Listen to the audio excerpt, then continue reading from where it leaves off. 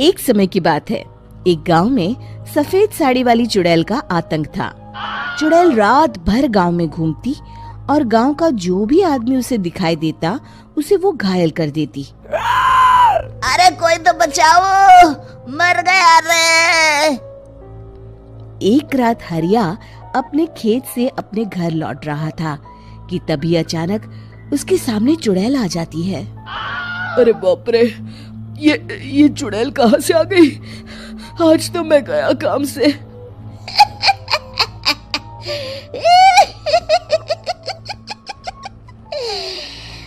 आज मुझे मेरा शिकार मिल गया। अरे चुड़ैल दीदी, मुझे छोड़ दो।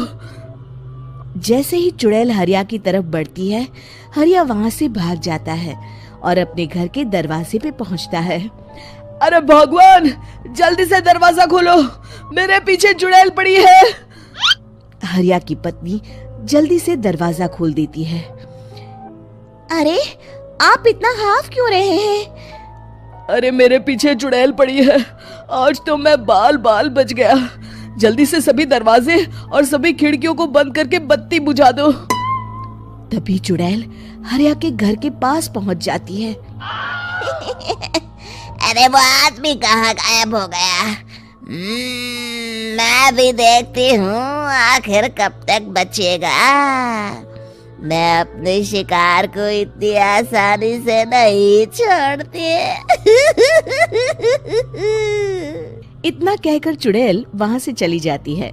वहीं दूसरी तरफ हरिया और उसकी पत्नी दोनों अपने घर की खिड़की से ये सब देख रहे होते हैं। अरे बाप रे, ये तो बड़ी डरावनी चुड़ैल थी। अगले दिन ये बात आग की तरह पूरे गांव में फैल जाती है और धीरे धीरे लोग चुड़ैल के डर के मारे शाम होते ही अपने घरों से बाहर निकलना बंद कर देते हैं। कुछ दिनों के बाद भाई, मैंने तो इस चुड़ैल के डर के मारे रात को अपने खेतों को पानी देना बंद कर दिया है।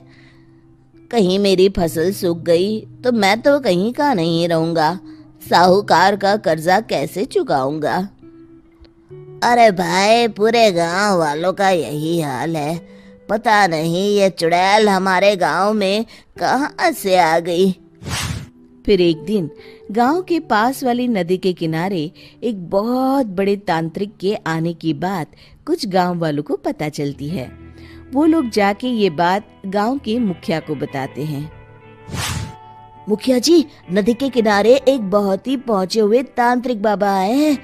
हमें उनसे मदद मांगनी चाहिए। मैंने सुना है वो बड़े बड़े भूतों और चुड़ैलों को अपने वश में कर लेते हैं। मुखिया जी सभी गांव वालों को लेकर उस तांत्रिक के पास पहुंच जाते हैं। ओम फट स्वाहा, ओम फट स्वाहा। तभी तांत्रिक अपनी बंद आंखों को खोलकर कहता है, क्या बात है? तुम सब लोग यहाँ क्यों आए हो? मुखिया जी उस तांत्रिक को सारी बात बता देते हैं। अच्छा, तो ये बात है।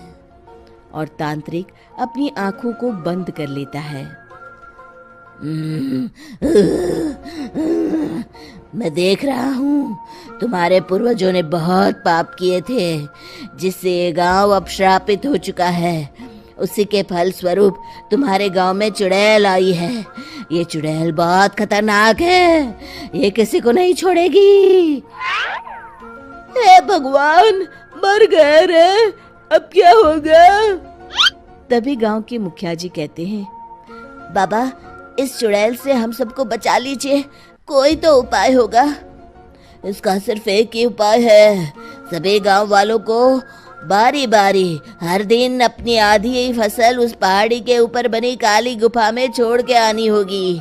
तभी उस चुड़ैल की भूख मिटेगी और श्राप का प्रभाव खत्म हो जाएगा और तुम सब जिंदा बच जाओगे।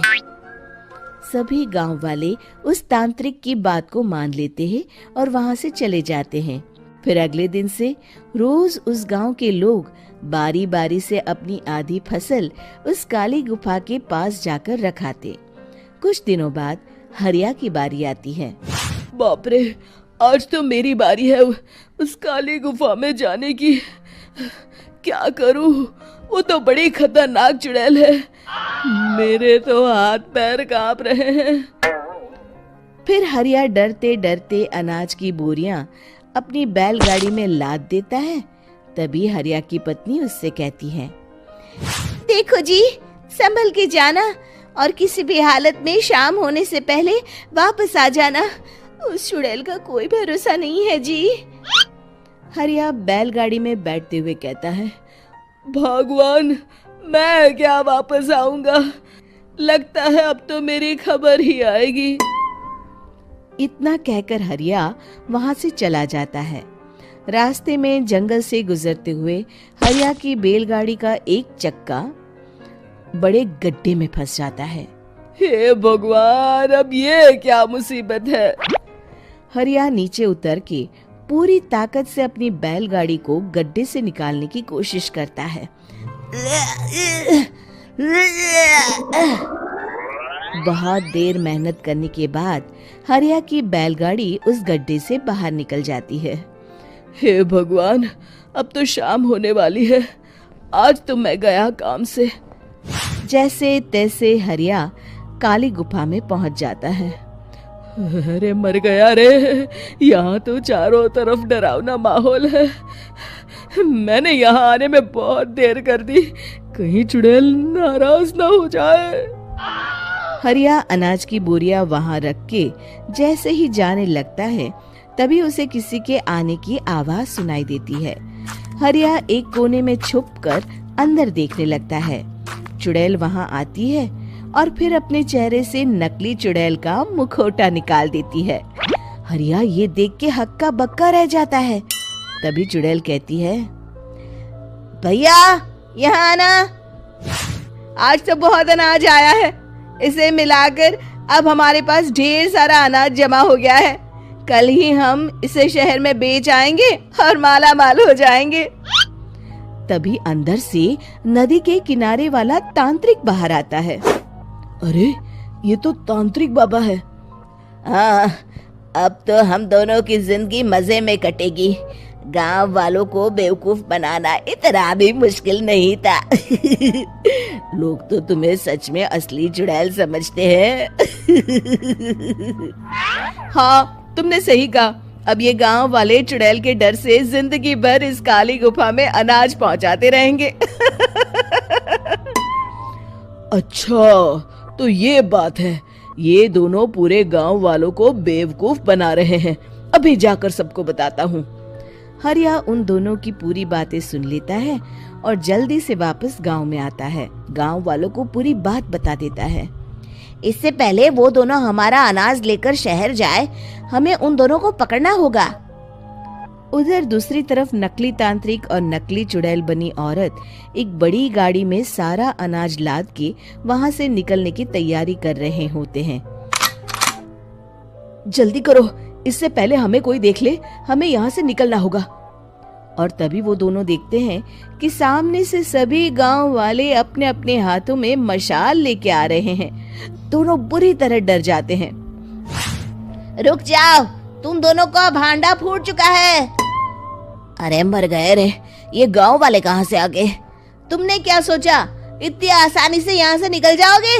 ये अनाज हमने अपने खून पसीने से दिन रात खेतों में मेहनत करके उगाया है। दोनों मुखिया जी के पैरों में गिर जाते हैं। हमें माफ कर दीजिए, हम दोनों एक नंबर के कामचोर हैं। बिना मेहनत किए पैसे कमाना चाहते थे। हाँ हाँ, अब हम आगे से मेहनत मजदूरी करके पैसे कमाएंगे। हमें कुछ मत करना, हमें छोड़ दीजिए। इतना कह के दोनों गांव छोड़ के भाग जाते हैं और सभी गांव वाले फिर से खुशी खुशी रहने लगते हैं। शिक्षा, तभी तो कहते हैं कि किसी भी समस्या का समाधान केवल सूझबूझ से ही करना चाहिए और कभी हिम्मत नहीं हारनी चाहिए। दोस्तों, हमें उम्मीद है कि आपको हमारी ये कहानी पसंद आई होगी। कृपया हमारे चैनल को सब्सक्राइब करें और सभी अपडेट्स के लिए बेल आइकन जरूर दबाएं। और हाँ, वीडियो लाइक और शेयर करना मत भूलिएगा। Bye bye.